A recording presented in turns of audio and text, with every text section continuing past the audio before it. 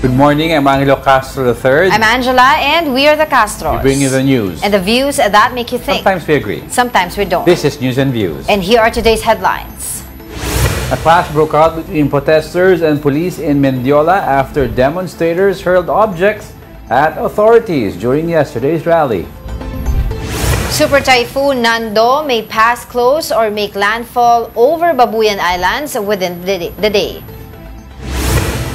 PhilHealth 60 billion pesos in excess funds will be returned to the state health insurer from the National Treasury.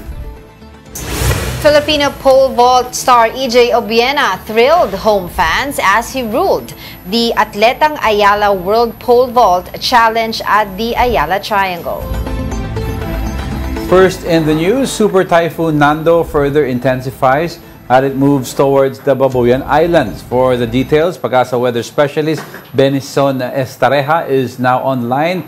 Benison, please give us an update on Nando. Benison. Good morning. Hello. Yes, Benison, go ahead. Update on Nando. Yes, as of 7 in the morning, the center of the eye of Super Typhoon Nando was estimated at 180 kilometers east of Calayan, Cagayan. Meron po itong maximum sustained winds na 215 kilometers per hour and gustiness of up to 265 kilometers per hour.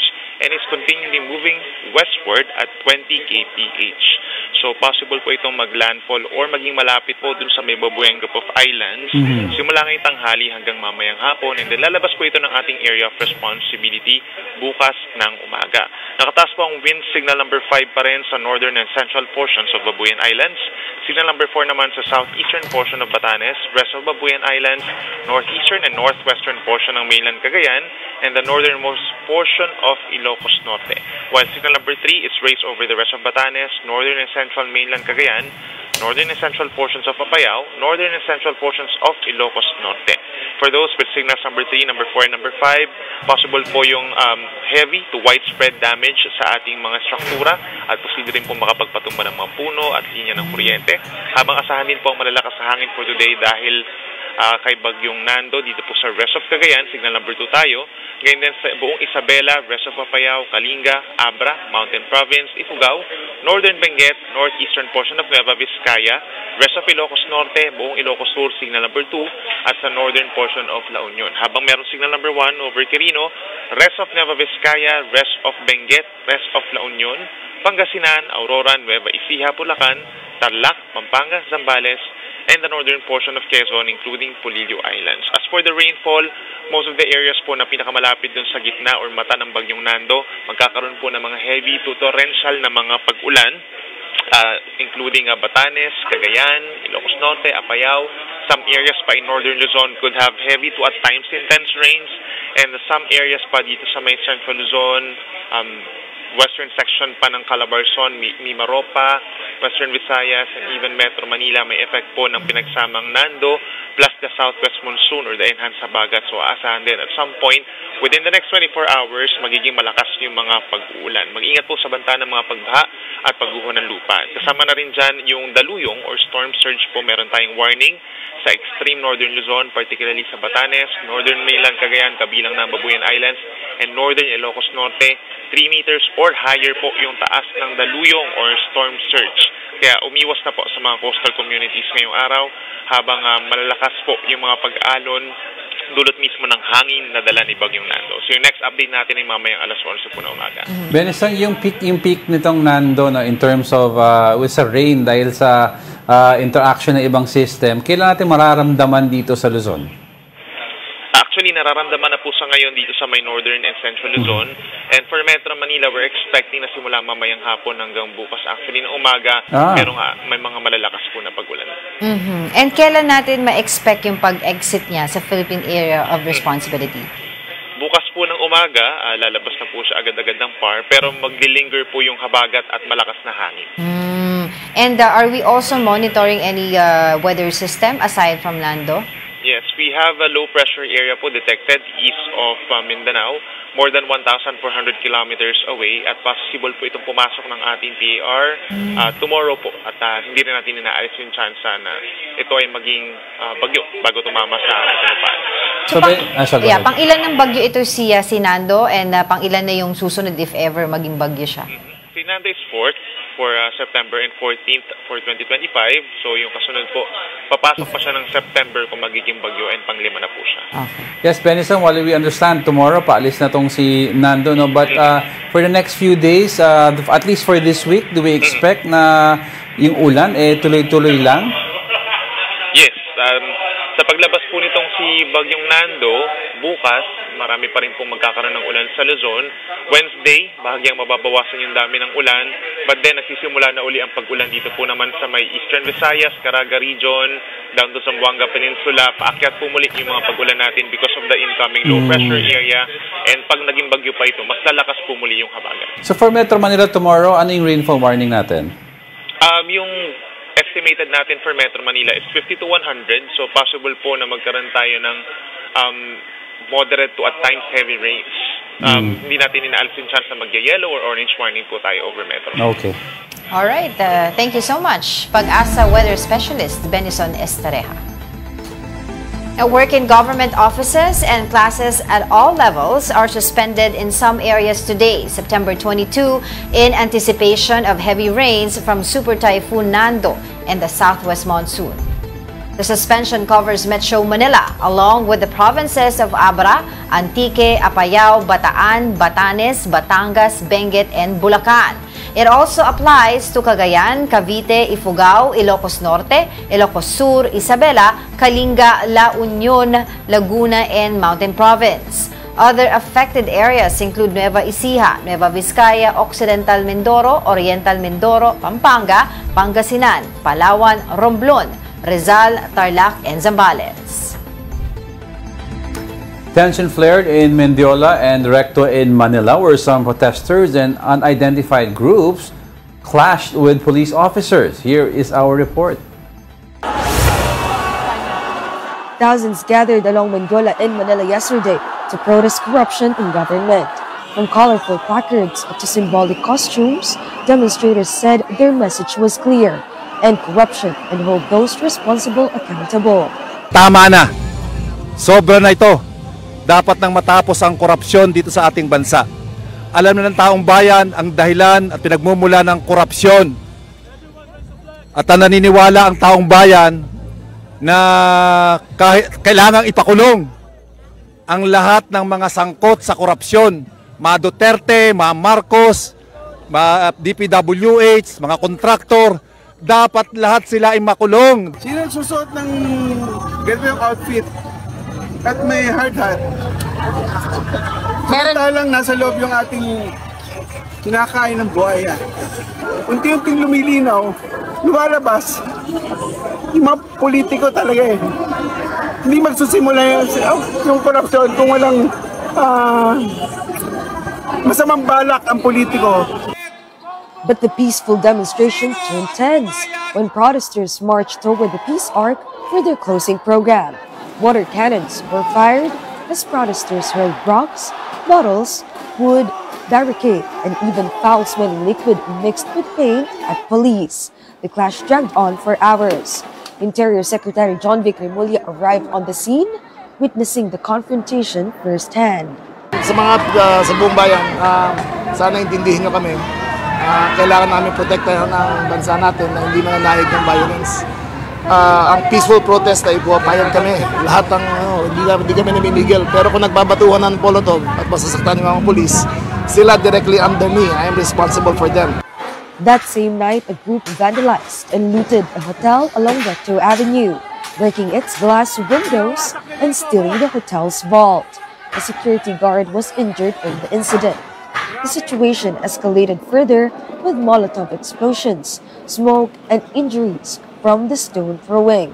By 9 p.m., police had sealed off Mendiola and dispersed the protesters, especially minors. Manila Mayor Isko Moreno inspected the area after the violence.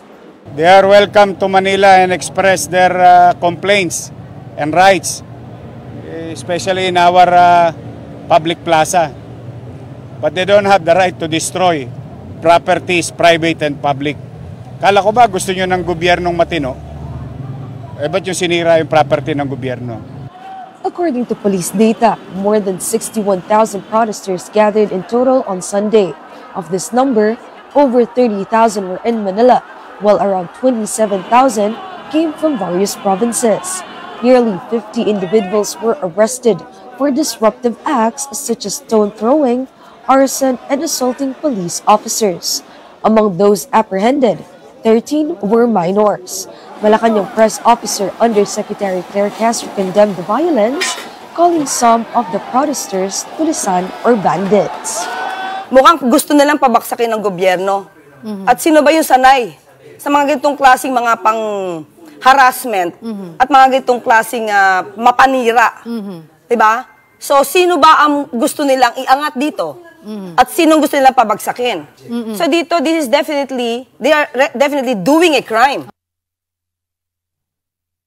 Right, so ito nga yung inaasahan natin na actually dapat pala na inaasahan natin na peaceful protest na nauwi dito sa ganito. Actually naman, yung the group that went to Luneta and marched to EDSA, peaceful naman eh. It was a very peaceful demonstration yesterday. They had their own programs na nangyari naman at natapos yung programa nila doon ng maayos at matiwasay. It's just that dito nag-umpisa yung gulo sa Ayala Bridge. And then, yung ibang grupo naman sa Mendiola. Saka at least groups were already talking about fears of infiltration of elements like these. Ang nakakalungkot lang, what was supposed to be a message for corrupt politicians turned out to be hindi siya ang nag-resonate yesterday. Kasi ang nag-resonate yesterday na mensahe, itong violence, truth be told, it was all over international media. Yes. I've seen several reports that did not highlight the rally whatsoever against corruption. Kumbaga ang headline nila, violence erupts in a Philippine rally. And nangyari. These groups, diba, kung sino man yung nasa likod nga nitong mga nagwala na ito ng gulo dito sa protesta na to. Minor de edad, oh? Oo, ay hindi naman daw sila kasama doon. Sinasabi, of course, ng ibang mga nagpunta sa Luneta going to march doon sa tunay na laban, which is to the fight for corruption, against corruption, na peacefully na maisasagawa yesterday. These groups were just simply there to, they were trying to start a Nepal or something. They were not there for any whatsoever, kundi manggulo. Kasi if they were there na with the intent to have a peaceful rally, hindi kayo maglalagay na mask. May black mask sila lahat, uniform. So nagkataon lang na nagkita-kita kayo doon, by accident. Tapos, pangbato tayo. Hindi naman. Yun nga, yesterday, we were talking to Yusek Claire Castro doon sa programang special coverage natin, yung protesta. At sinabi nga niya na nakamonitor naman si Pangulong Bongbong Marcos at that time. And yun pa rin, ang kanilang major directive is to exercise yung maximum tolerance as much as possible. Pero we've seen a lot of ng mga tawag dito, arrest yesterday nung finally nagkaroon ng reinforcement yung mga pulis. Kasi for the longest time, yung mga pulis ay nakatago lang sa shield nila habang sila ay binabato nitong mga nanggugulo na ito, na grupo ng kabataan. Meron pa nga daw minor if I'm not mistaken. We have to confirm that also. Pero yun nga, sila ay nasa likod lamang ng kanilang mga shields at hindi sila lumalaban dito sa mga nagbabato, nagtatadyak sa kanila. And dun sa area ng Mendiola, nakita din natin pinagsisira nitong yung ibang grupo naman ito, yung stoplight. Yung ibang mga gamit. At saka yung sign. Tsaka ang daming fake news naglalabasan sa social media. Mag-ingat-ingat tayo sa ganyan. About in casualties, number of deaths. There was even a fake video going around supposedly of a policeman gunning down some of the rallies. So please verify muna with actual reports. Kasi dininay na yan ng DILG Secretary. Sabi ni DILG Secretary John Vic Remulla, no shots were fired.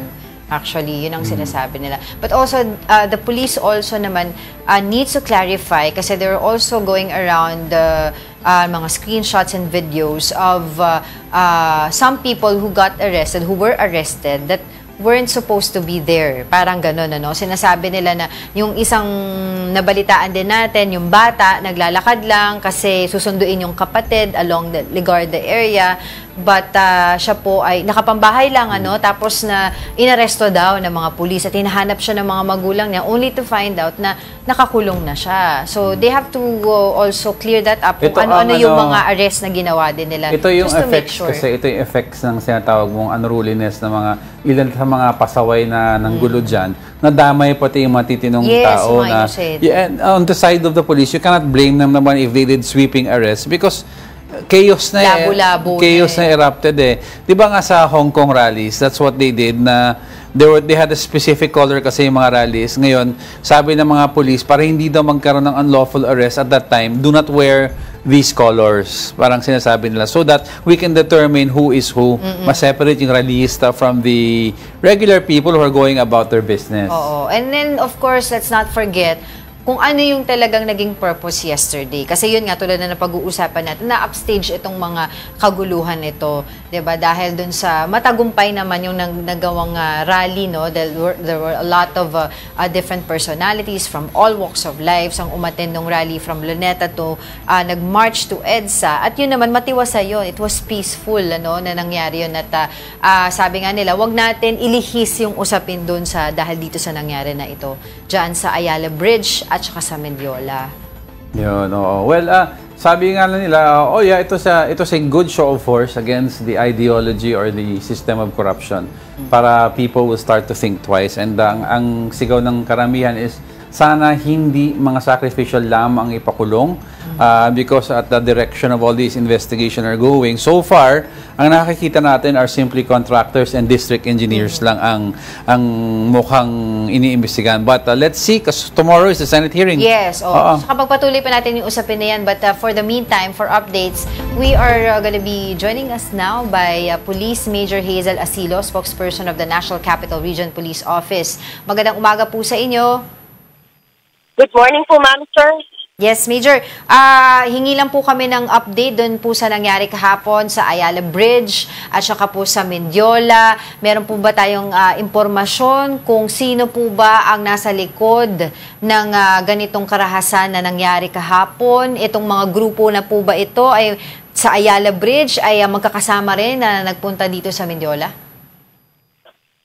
Regarding po dun sa grupong ito, ongoing po yung ginagawa nating investigasyon kung sila po ba ay magkakasama or sila po ay mga na-influensyahan po ng isang individual na nag-engganyo po sa kanila through social media na magdamit sila ng itim, magsuot ng black mask at kumbaga siya po yung nag-instigate dito sa ating mga kabataan. Karamihan po kasi ay kabataan dun sa ating mga na-aresto dito sa Manila po, sa Mendiola, sa Recto, ganun din po sa Ayala Bridge. So, yung pong 80 na minors po natin na na-rescue, is chinecheck po natin kung sila po ba ay na-influensyahan lamang nitong individual na ito para po mag-ala Nepal na mga activities, yung pambabato, pansusunog, maging pananakit at paninira po ng mga properties na hindi naman po dapat nilang... But who is this individual, Major?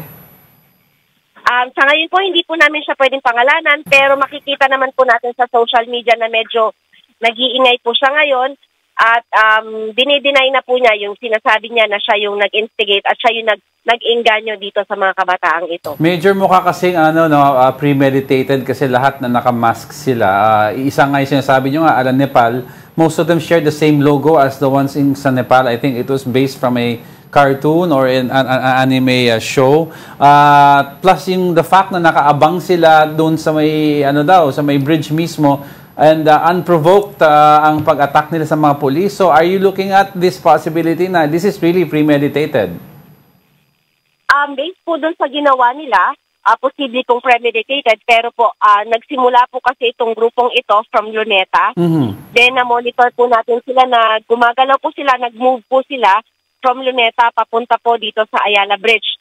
So nung nakita po na natin na may movement po itong grupong ito na mga naka-black, mga naka-maskara, ginawa na po natin, iniharang na po natin yung ating container van na sinunog din naman po nila nung sila ay dumating. Kasama po yung dalawang motorcycle ng ating mga kapulisan. Yes. Sinunog po nila yon at nambato sila ng mga graba.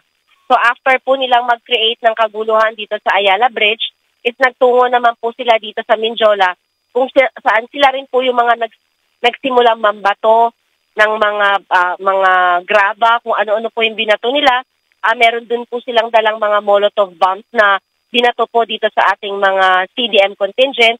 Nanira din po sila ng mga CCTV, ng mga traffic lights, at sila rin po yung group sabi po dito sa paninira sa isang establishment dito po sa May Recto. Major, is it true yung lumalabas sa reports na ang unang intent nila was to get to Malacanang Palace?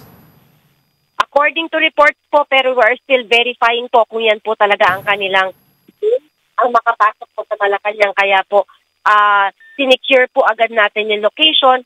Kaya po yun po, tayo agad ng dagdag na pwersa kasi nakikita po natin na yun talaga yung gusto nilang patunguhan. Major, kahapon po kausap namin si Yusek Claire Castro at sinasabi nga niya po na ang bilin po ng Pangulo ay to exercise maximum tolerance, which is nakita naman po namin sa videos, ng mga unang mga videos po natin na ginawa naman po ng hanay ng pulis. I was wondering kung was this exercise as well even during the arrest? Yes, ma'am. Naging ano naman po kami na although naging agresibo po sila sa ating mga kapulisan, sa ating mga CDM contingents na nandun, naging maayos naman po yung pag-aresto sa kanila, gaya po ng ating mga minors na hindi naman po natin sila pinabayaan. Sa katunayan po, meron po tayong DSWD na nag-a-assist sa kanila doon sa ating 80 minors na na-rescue natin po mula po dito sa mga incidents po na ito sa Manila. So yung custody, Major, is with the DSWD as of this moment? Yes po, nandun. Actually po sila po lahat ay nasa Manila Police District. Nandun po ang DSWD para po doon sa process po ng discernment nitong ating mga minors. And itong mga minors, when are they already talking about the incident or may tinuturo ba silang kung may umikot na pera sa kanila, Major? Sa ngayon po, since ongoing pa po investigation, hindi pa po natin ma-confirm kung meron na pong nagsisimula ng ganong, may impormasyon na po silang binigay na ganoon. Major, are we also looking into the issue right now doon sa mga kumakalat po ngayon na mga screenshots and videos saying na yung ibang anak nila na hindi naman po kasama talaga doon sa rally na padaan lang, even they had pictures of them na kinukuha ng pulis sa kapambahay. Yung iba, ang dahilan pa, susunduin lang dapat yung kapatid at nasama sila at lahat sila ay dinala sa presinto. Nawawala sila only to find out na nakakulong na pala yung anak nila. Meron po tayong mga in-assist na mga magulang kahapon ng ganyan nga po yung kanilang mga sinabi na yung kanilang mga anak is napadaan lang. Pero yun po lahat ng ating mga naaresto at na-rescue ng mga minors is nandun po sila sa loob nung sila po yung nandun sa grupo. Hindi po naman namin sila basta hinugot kung saan-saan para na sinasabi pong bystanders or na bystanders lang. Nandun po sila, kompleto po sa get up yung mga nakuha namin, naka-black na. Hindi po sa nire-red tag or kung ano pa man po, caught in the act po yung mga taong ito na aming nahuli at na-rescue. Sa ngayon po ba, Major, yung area po ng Mendiola, ganunin po sa Ayala Bridge, ito po ba ay naka-heightened alert status o full alert status pa rin sa ngayon? Hindi lamang naman po itong area ng Mendiola at saka ng Recto at Ayala Bridge. Buong NCRPO po sa ngayon ay naka-full alert pa rin po. Wala pa po, hindi pa po naka-downgrade yung alert level namin. At meron pa rin naman po kaming naiwan na CDM contingents dun sa area po ng Mendiola para po sa patuloy na monitoring. Hindi po kasi natin isinasantabi na posible po nandun kami na magtakta. Kaya po nandun pa rin po yung ating mga CDM contingent. Major, yung mga natitira pang protesters na nakatakas po, yung mga naka-black, parang sinabi ni Mayor Isko Moreno, iti-trace daw yung footsteps nila via CCTV. Ano po ang status sa mga nakatakas po? Tama po, patuloy po yung ginagawa natin backtracking kasi meron, sabi nga po niya, marami pong CCTV ang nasa Manila at yun po ang para po ma-identify po yung mga nanira na mga gamit, yung mga nambato, yung mga nanakit, para po mapanagot po sila. Oo. Major, nakikita po namin kasi ngayon sa mga videos habang kinakausap ka namin, yung mga insidente nangyari yesterday, particularly yung pagkakahuli sa ilan sa mga sangkot nga po dito sa kaguluhan na to kahapon dyan sa Ayala Bridge. Yung iba pong nahuli, nakita po namin nakadapa po sa sahig, ano? Yun po ba ay tama? Yung mga hinuhuli po kasi kaya po sila nakadapa, sinesearch lamang naman po sila. Wala naman pong reason para padapain sila maliban po sa sinesearch lamang po sila. And Major, ito pala last on my end pala, I'd like to confirm yung sa Sogo kasi yung sa hotel na supposedly na ransack po no, yung vault daw ng kanilang sales at pera ay nakuha daw. Tama po ba 'yon? We are checking on it po kung ano po yung kanilang magiging report, kung ano po ang kalalabasan ng report po ng establishment na yon regarding sa mga nasira at nawala doon sa kanila po. Major, also prior to this incident, meron po ba tayong receive na intel na maaring magkaroon nga po ng ganitong kaguluhan kahapon and also for the next coming days? Sa ngayon po, wala pa naman po tayong na-monitor na banta or threat na katulad po nito. Yung kahapon naman po is meron na po kami initial info na magkakaroon po ng ganong escalation. Kaya po, nagdagdag na po agad kami ng puwersa para po doon. Kaya lang hindi natin na-anticipate na mga minors po pala ang gagamitin. Yung initial info na po yan, sinabi po, doon din sa area yun, sakto naman. Opo, kaya po agad na nagpunta din po yung ating regional director tsaka yung ating district director para sila po mismo yung on the ground na mag-monitor at makakita po at agad-agad po yung magiging action at maging direction natin doon sa mga contingent. Pero Major, kasi doon sa Ayala Bridge, I remember kasi we were covering this yesterday sa aming special coverage. Parang pasado alauna nangyari yung gulo. Tapos at 2:30, hindi pa rin natatapos yung mga pulis natin na nandoon sa area na yon, nandun pa rin sila sa likod ng mga shields nila at wala pa ring reinforcement. Parang medyo natagalan po ata. Yung atin po kasi reinforcement, i-check po muna natin, i-secure po muna natin yung mga areas na sinisecure ng magre-reinforce po doon. Hindi po kasi namin basta-basta iwanan yung mga lugar na nabantayan nila. So, kailangan po muna namin dagdagan or intayin yung mga manggagaling po dito sa Bikutan at i-replenish po yung nandun sa isang area sa bandang US Embassy bago po namin ibigay pa po sa kanila. Kumbaga po, meron po kaming prosesong sinunod para po hindi naman po namin maiwanan or hindi namin ma-secure yung mga aalisan ng ating reinforcement. Major, finally, hingi lang din po kami ng update doon sa kung meron pong casualty, of course doon sa mga bystander, kung meron po ba tayong mga missing na mga report, and of course, ilan po ba sa hanay ng pulis ang mga nasaktan din? Based po sa records namin, ang injured po sa PNP personnel is nasa 131.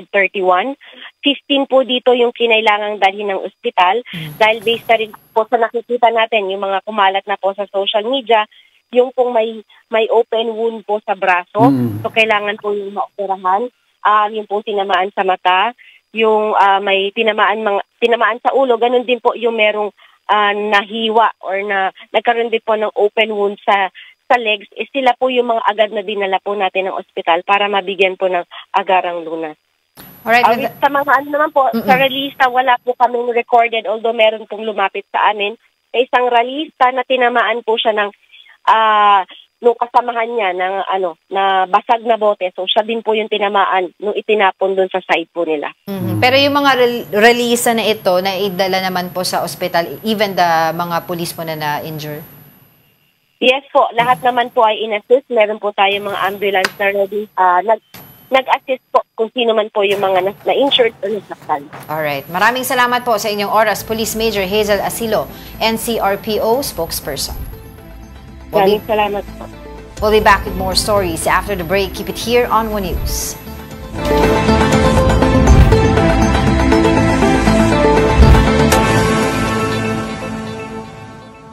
Good morning. You're still watching News and Views here on One News. From the capital to the provinces, tens of thousands marched in protest demanding an end to corruption and accountability from those in power. Here's the report.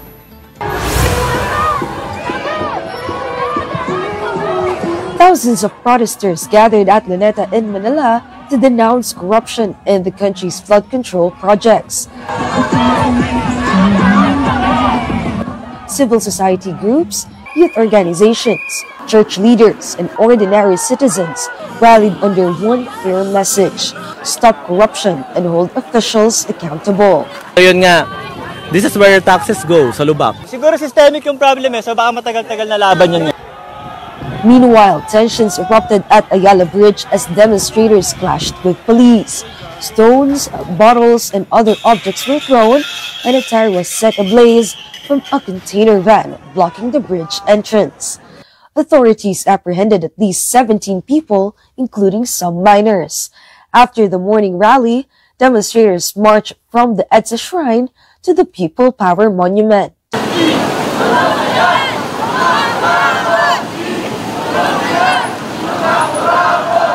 Despite heavy traffic and intermittent rain, they pressed on, filling the streets with chants, cheers, and the honking of passing vehicles. Para sa mga anak ko yan at saka mga bagong henerasyon. At hanggang ngayon, umpisa noong 1986, sumali rin ako sa ganito.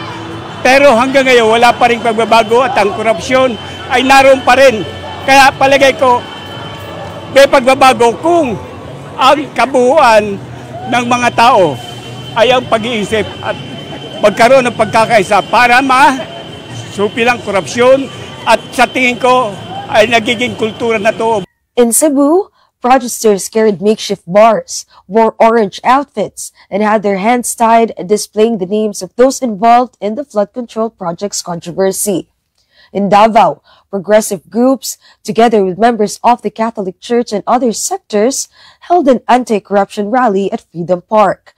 The event featured a cultural presentation reflecting on the era of martial law. Panawagan din ng mga progressive organizations ay ang pagsingil kay Marcos at ang pagpapanagot din sa mga Duterte dahil pareho sila at ang mga kasapakat nila na mga corrupt at involved sa katiwalian ng ating bansa. At the same time, Duterte supporters gathered at Rizal Park along San Pedro Street under the theme Pray for the Philippines. Many participants wore green attire and prayed for the return of former President Rodrigo Duterte, who is currently detained in The Hague. Celebrities and prominent personalities marched with thousands of Filipinos to demand accountability and an end to corruption in government. Here's the report. Celebrities and personalities joined anti-corruption protests across Metro Manila, amplifying calls for accountability and reform. At the Bahasa Luneta event, Andrea Brillantes, Maris Racal, Angel Aquino, Tessie Tomas, and Jody Santa Maria were among those in attendance. Drag queens led by Pura Luca Vega, artists like May Paner, also known as Wanna Change, and Miss Philippines Earth Joy Barcumo also joined the demonstration. Jody Santa Maria said emotions ran high as the fight against corruption reached an intense point, while veteran actress Tessie Tomas called for officials to resign. It's really to show resistance and also defiance sa nangyayari. Lamak na corruption, harap-harapan na. So, I think collectively, mas meron tayong puwersa.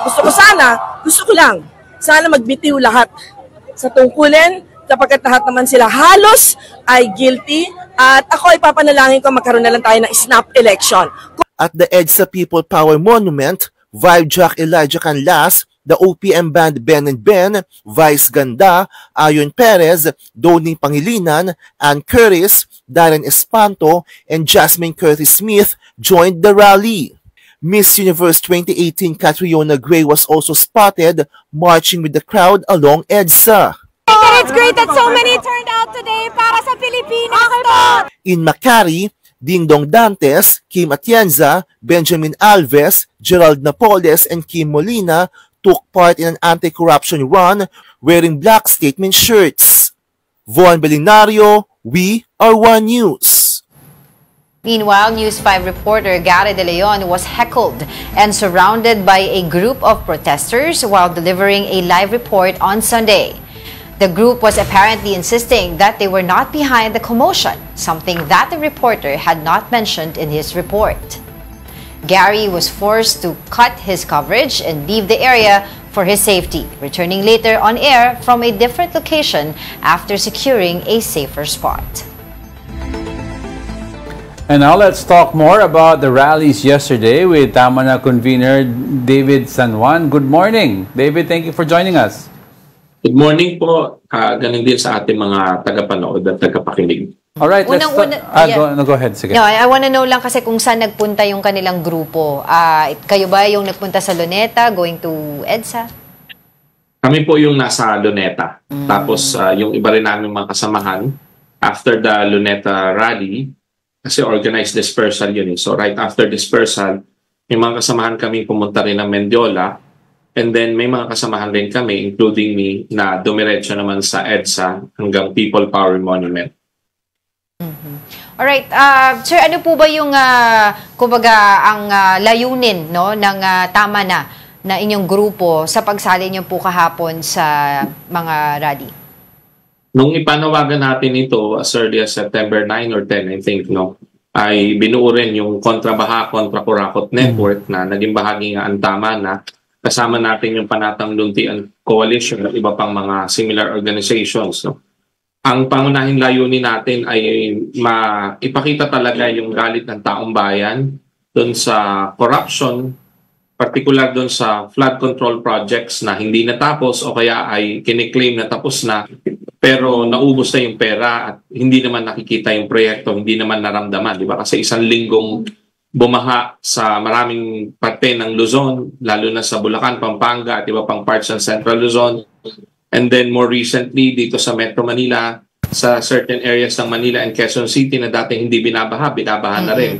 Tapos yan, no, sumambulat na yung galit ng tao nung malaman natin na yung mga contractors napakaluho ng buhay at apparently ay nagbibigay rin sila ng kickback sa mga senador, kongresista, etc. And actually, some of the contractors are also donors of President Marcos and Vice President Duterte. So lahat halos buong gobyerno natin ay kasapakat sa mga nangyayaring ito. David, I'm glad you mentioned that, no? Kasi I wanted to ask you, and I've asked also several groups, although isa lang ang mensahe ng rally yesterday, yung anger towards corruption, iba pa rin ang nagiging mensahe per group with regards to sino ba ang responsible sa nangyayaring current corruption. And you mentioned overall certain individuals. But how high do you think the accountability should go for what's happening right now? Considering that the national budget is approved by Congress and Senate, and the national budget is actually drafted by the Office of the President, lahat sila ay sangkot dyan kung tayo ang tatanungin mo. Kasi hindi pa pwede magkaroon ng insertions, hindi pa pwede magkaroon ng galaw sa national budget nang hindi alam ng Presidente at ng both houses of Congress. Of course, it's possible that some senators and congressmen are more guilty than others, so to speak. Ano? Kasi pwedeng yung iba ay basta na lang nabalitaan nila na may budget na ganyan, pero hindi sila yung nag-insert. Pero may mga nag-insert to, nakasamahan nila.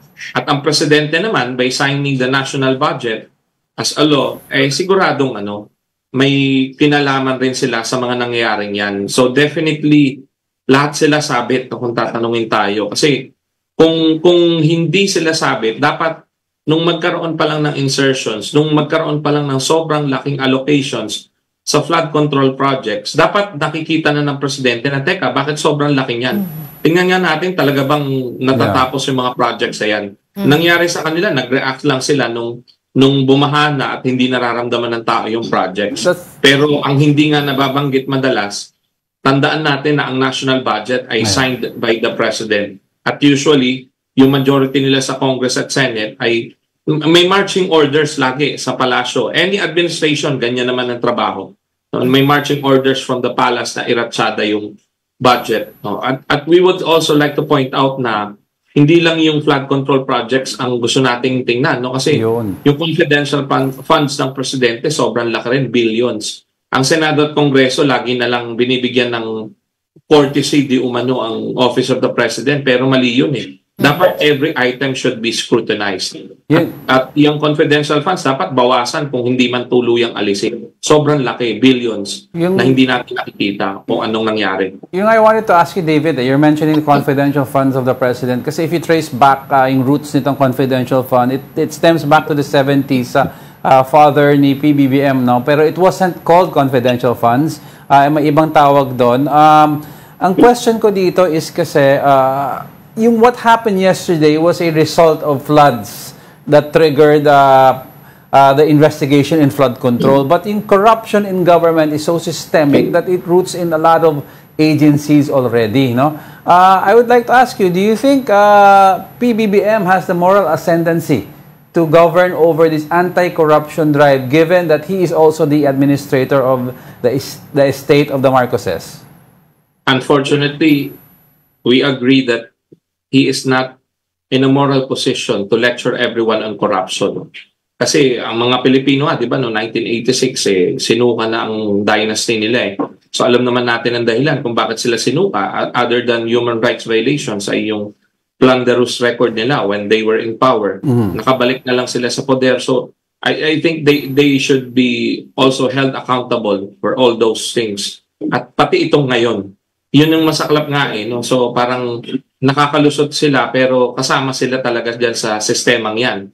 Kagaya ng iba pang corrupt political dynasties. Kaya ang isa sa call natin kahapon din ay tiyakin na mawawakasan yung paghahari ng mga corrupt na dynasties. And we were thinking of, we're seriously considering having this people's initiative, no, to force Congress and Senate to act on an anti-dynasty law. Kasi talagang iyon na isa sa ugat ng problema natin. Magkakasabwat sila kasi magkakamag-anak, sunod-sunod, sabay-sabay tumatakbo. So ang dali ng collusion. Tapos nagtatakipan sila pagka nabubuking na. So dapat matapos na yung ganyang sistema. But does your group support the call para kay Marcos na mag-resign din? Or kayo ay dun lang kayo sa, kumbaga, sa issue na be vigilant lang, nandito kayo at titingin? As kontra Baha, kontra Kurakot Network, and as tama na, ang basis of unity namin sa mga issues kahapon ay lahat ng sangkot dapat managot, regardless of the administration. But I would admit that sa opening speech sa Luneta, talagang bringing out ko yung issue na si President BBM at si Vice President Duterte ay malinaw na parehong tumanggap ng donations from contractors. Kaya sabi ko nga kahapon, ito exact words ko, kung meron silang hiya o delikadesa, dapat mag-resign na sila pareho. So that is a personal call from me, and actually, it has been echoed by countless people. Si actress Tessie Tomas, essentially, ganun din yung sinabi niya. Yeah. Yung kanya na, resign all, lahat ng corrupt. Mag-snap elections na lang. Kasi lahat naman kayo sabit. Yun yung sabi niya. So I think people are now starting to have consensus that hindi pa pwede na isa o dalawang dinastiya lang to. Lahat ng dinastiya dapat talaga ay maalis sa power. David, I'd like to ask you about your are you willing to give this administration or the PBBM his chance at redemption through the ICI? Ano ang feeling mo dito sa ICI? Do you think they should hold everyone accountable? Kasi ang fear ng iba, baka hanggang district engineer lang tayo or mga USEC ang hahabulin. Exactly. Iyan ang valid fears of the people. Although, yes, we can give them the benefit of the doubt kasi yung mga in-appoint naman ay maayos ang track record, no? And fellow Lasalians ko pa. So, I think we can give them the chance to do their job properly. Pero sa tingin ko, ang problema kasi doon sa ICI na itinayo ni President Marcos ay walang representatives from civil society organizations, from anti-corruption advocates, good governance advocates, etc. So essentially, puro pool of experts, 3 o 4 na experts yun nandun, na okay naman, kailangan na experts. Pero ang problema kasi pag experts lang yung nag-uusap-usap, sigurado napakabagal niyan. At ang fear lang natin, kung walang mga ngalampag sa loob, baka hindi sila ma-pressure na tapusin agad yung trabaho. sobrang bagal, aabutan na ng next elections, may mananalo na naman na bagong dynasty or whatever na figure na pinapatakbo ng dynasty, baka ipatigil rin yung investigasyon. Magiging, sabi nga ng marami sa atin, magiging filing cabinet recommendations na naman ang recommendations sila. Mauuwi sa basurahan. Ibig sabihin ay hindi na mapapansin at hindi aaktuhan ng gobyerno kasi aabutan na ng next administration.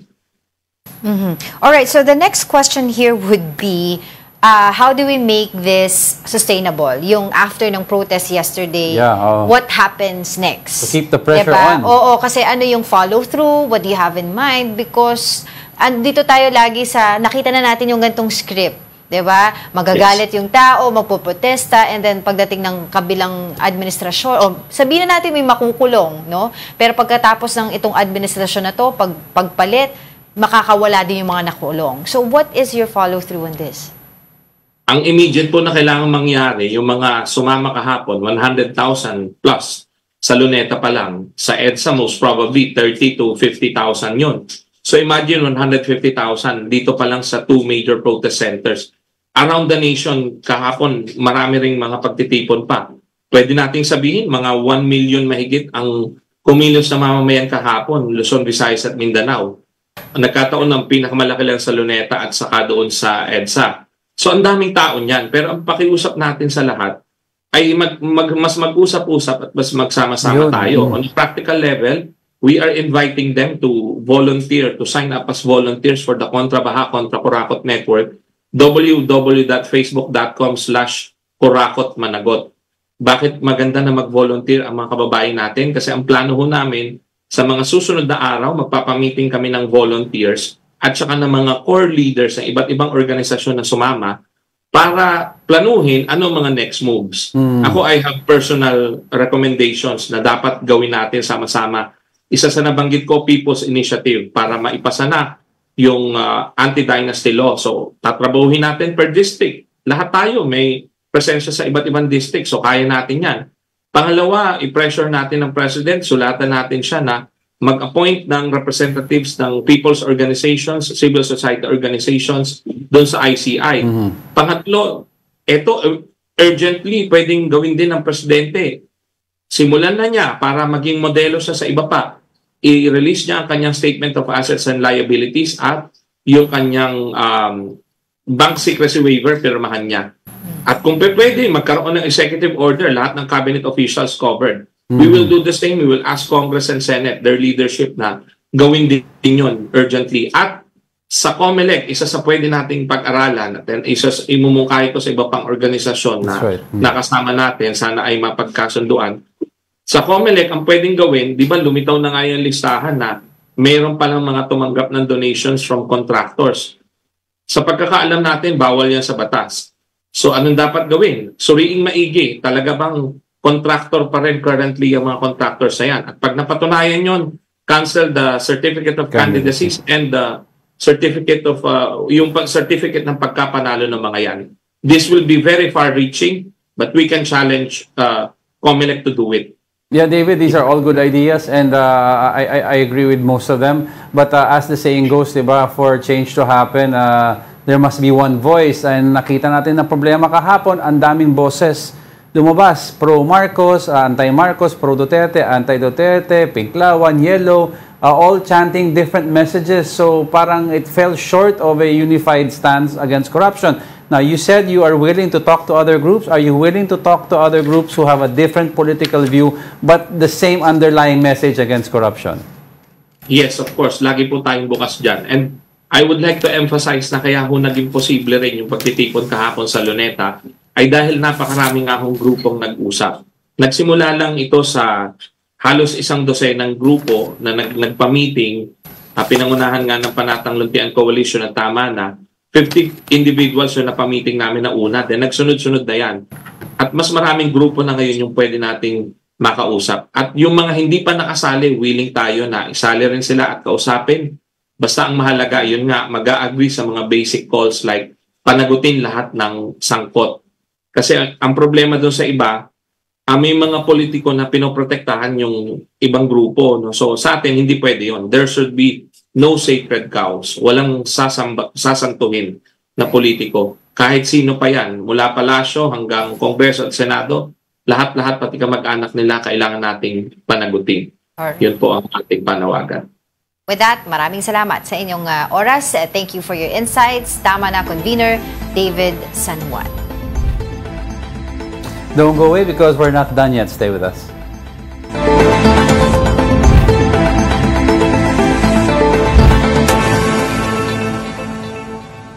Welcome back. You're still watching News and Views here on One News. President Bongbong Marcos announced the return of 60 billion pesos in excess funds to PhilHealth, reversing their earlier transfer to the National Treasury. Speaking at Dr. Jose Fabella Memorial Hospital, Marcos said the move will strengthen healthcare and support the Zero Balance Billing program, which eliminates out-of-pocket expenses for patients. Health Secretary Ted Herbosa and the Department of Finance backed the decision, while PhilHealth pledged to use the funds with integrity and transparency to maintain and expand member benefits. Now in sports, the UAAP Season 88 men's basketball openers delivered thrilling action as the NU Bulldogs and UST Growling Tigers both claimed convincing wins. NU started strong with a 72-57 victory over the UE Red Warriors led by graduating senior Jake Figueroa, who posted 16 points, 6 rebounds, 5 steals, 3 assists, and 2 blocks. The Bulldogs pulled away in the third quarter with a 14-1 run, stretching their lead to 23 points and keeping UE at bay. Meanwhile, rookie Collins Ako dominated for the UST Growling Tigers, scoring 29 points and grabbing 17 rebounds to power an 87-67 win over the UP Fighting Maroons. UST built a 25-point lead in the fourth quarter and held off a late UP rally.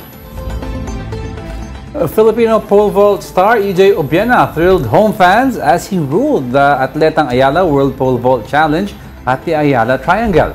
Obiena cleared 5.80 meters on his second attempt to bag the gold via countback, edging France's representative who needed 3 tries for the same height. Poland's Bet took bronze with 5.60 meters. Currently ranked 7th in the world, the two-time Olympian hopes the event will inspire more Filipinos to embrace pole vaulting. Yun. Tama ba yung sabi ko? Akowe. Akowe pala yun. Kaya sabi ko social. Si ako. Ako, ikaw. Ako, ikaw. Wala kang ano? Wala kang madami nagsasabi yung sa pole vault daw kasi diba, that was also an event that was, well, it was overshadowed by the rallies, but it was matagal nang inaabangan to. May nagtatanong kasi kung that guy yung nag-viral, was it from France or Italy? Okay. Yung sumabit yung isang paa niya. Oo, di ba? Kung nandun daw. Oo, so hindi ko. Wala rin si Duplantis.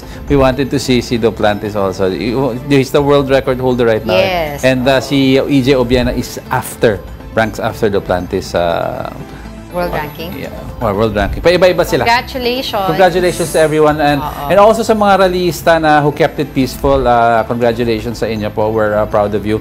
Sa mga pasaway po, there's no place for that in a civilized society. Take your, kung gusto nyo pumunta kayo ng ibang bansa, huwag kayong manggulo dito. O, diba? Anyway. Wala kang quote? Ha? Wala kang quote. Ito. Sabi daw, ito naalala ko, the power of the people is greater than people in power. A strong voice only succeeds with a unified stance. Good job. And that wraps up today's episode of News and Views. Join us again tomorrow. I'm Angela Lagunsad Castro. I'm Angelo Castro III. We are One News. All sides, all the time.